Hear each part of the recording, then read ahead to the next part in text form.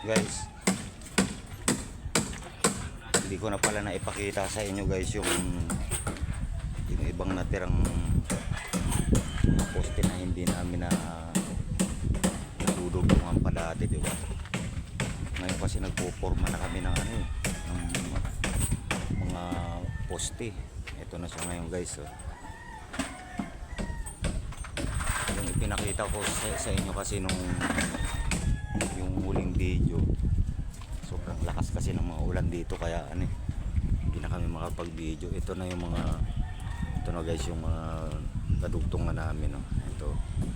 Ito, tapos itong sa may ano, yung mga ilan pa lang yung nadugtungan namin nung nag-video.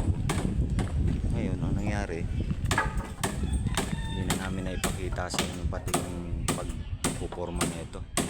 Forma kami guys ng 5 ng poste, tapos gumawa pa kami ng 2 isang poste pa.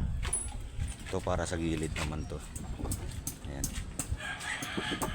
hindi na makapag-video pati dito guys, marami sounds. Ayan guys, bali ito sinisinturon na lang yan, nakahulog na yan. Ito bubuhusan na lang tong 3 na to guys. Ito. Ayan, yung 3 na yan. Mamayang hapon magbubuhos kami. Sana huwag na maumulan.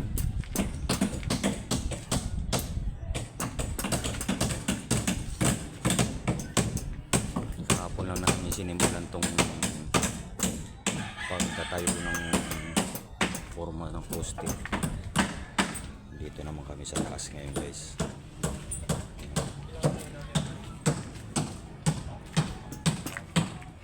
Taas ng ulan kaya naglalagay kami ng tulda guys. Hindi ko na tuloy nadugtungan yung sa pagtatayo namin ng poste, mga bakal. Kaya ito na lang ang dugtong talaga. Dudugtong lang namin to sa itong video na to. In-upload ko lang kayo guys ito para makita naman yung pagbabago dun sa ginawa namin pagtatayo ng bakal, yung pagkakasunod-sunod.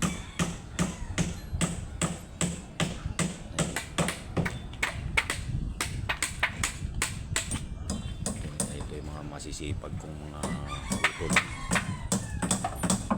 Tandaan kasi sa amin, tuloy-tuloy ang gawa.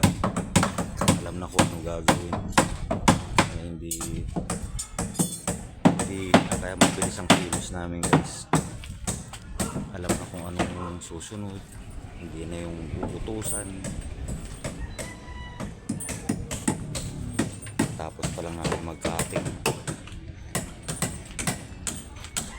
Nagbago kami ng forma guys kasi na ano namin pinulik, ang bilis mabaklas. Kaya susubo kami ng plywood talaga, ng ordinaryong plywood, hindi siya foam ply. Ito guys, so isang gamitan pa lang namin to. Subukan namin tong plywood na to kung tatagal siya, kung ilang beses namin siya magagamit. Doon namin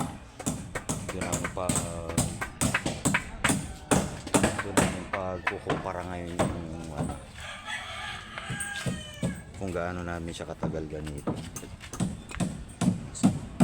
Mamaya ulit guys.